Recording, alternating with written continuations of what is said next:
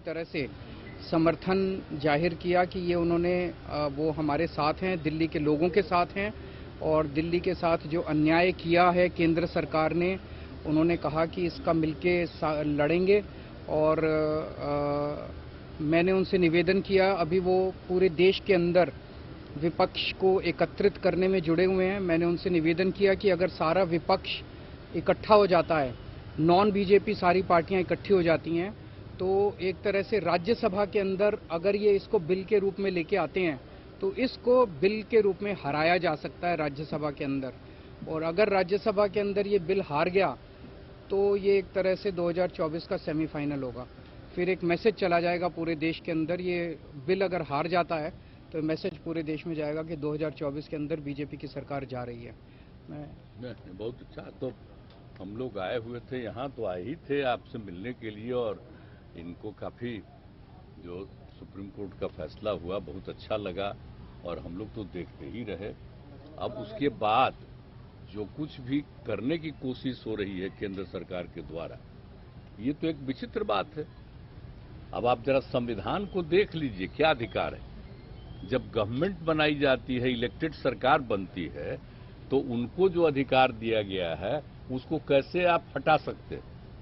ऐसा तो कुछ नहीं है। लेकिन अब किस तरह से हो रहा है, इसलिए तो हम लोग कह रहे हैं कि सारे देश में सब लोग एकजुट हों, ताकि ये लोग संविधान का भी और किसी भी चीज का अपने ढंग से जो इधर से उधर कर रहे हैं, और किस तरह का माहौल बन रहा है।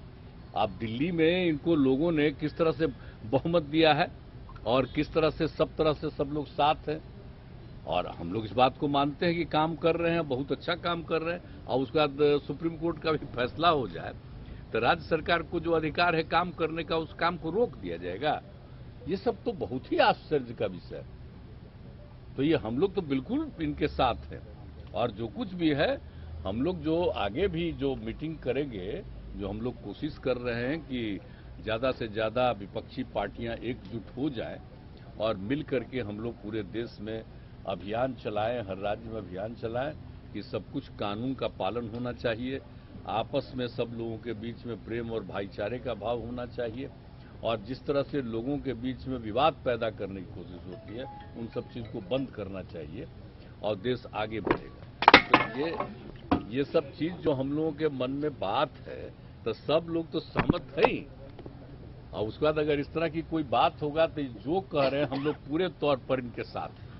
ये जो भी कह रहे हैं बिल्कुल ठीक कह रहे हैं, इनके साथ हम लोग हैं पूरे तौर पर। हम लोग तेजस्वी जी, देखिए, सारी बातें माननीय मुख्यमंत्री जी ने स्पष्ट रूप से कह ही दिया है। आज की मुलाकात खास तौर पे इसलिए है कि जो लोकतंत्र है, लोकतंत्र में चुनी हुई सरकार को जो अधिकार मिले हैं, और जिस प्रकार से जो नॉन बीजेपी स्टेट में जिनकी भी गवर्नमेंट है, बीजेपी लगातार उनको तंग कर रही है, परेशान कर रही है। तो जो परेशानी अरविंद केजरीवाल जी झेल रहे हैं, हम यहाँ पूरी तरीके से इनको समर्थन देने आए हैं कि इनके साथ अन्याय कर रही है केंद्र की सरकार।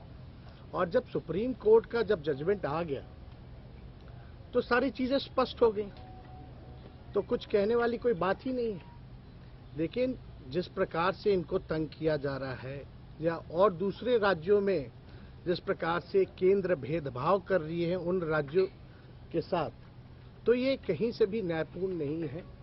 लोकतंत्र पर ये साफ दिखाता कि खतरा है। ये लोग संविधान को बदलना चाहते हैं, जो हर केस हम लोग मिल करके होने नहीं देंगे। और मान लीजिए अगर दिल्ली में बीजेपी की सरकार रहती तो क्या एलजी की हिम्मत होती इस प्रकार का काम करने की?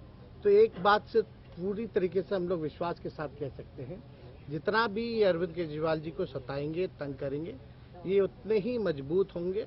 और मैं पूर्ण विश्वास के साथ कह सकता हूं कि बीजेपी कभी भी दिल्ली में वापसी नहीं करेगी। तो हम लोग सब लोग इनके समर्थन में हैं, और सब लोग मिलकर के हम लोग जो है देश हित के लिए काम करेंगे। क्या गठबंधन को लेकर कोई चर्चा हुई 2023 इसी मुद्दे पे अध्यादेश वाले मुद्दे पर क्या आप कांग्रेस से भी बात करेंगे? राज्यसभा में कांग्रेस का समर्थन होगा क्योंकि जेएनसीडी एक्ट पे भी कांग्रेस वॉकआउट कर गई थी। आप लगातार कांग्रेस से बातचीत की है तो हमारी बातचीत कांग्रेस से केजरीवाल जी आप जाएंगे हुआ, हमको तो नहीं लगता है कि कोई किसी का जो संवैधानिक स्थिति है उसका कोई उल्लंघन तो नहीं ना होना चाहिए जी। तो हमारी जो उनसे बातचीत होगी तो उनसे भी हम लोग चर्चा करते हैं। आप भी जाएंगे मिलने के लिए पार्टियों को एक कर रहे हैं। मैं जा रहा हूं परसों पार्टी को नहीं लिया गया। परसों 3 बजे ममता जी के साथ मेरी कलकत्ता में मीटिंग है और उसके बाद एक एक करके मैं हर पार्टी अध्यक्ष से पूरे देश के अंदर मैं मिलने के लिए जाऊंगा।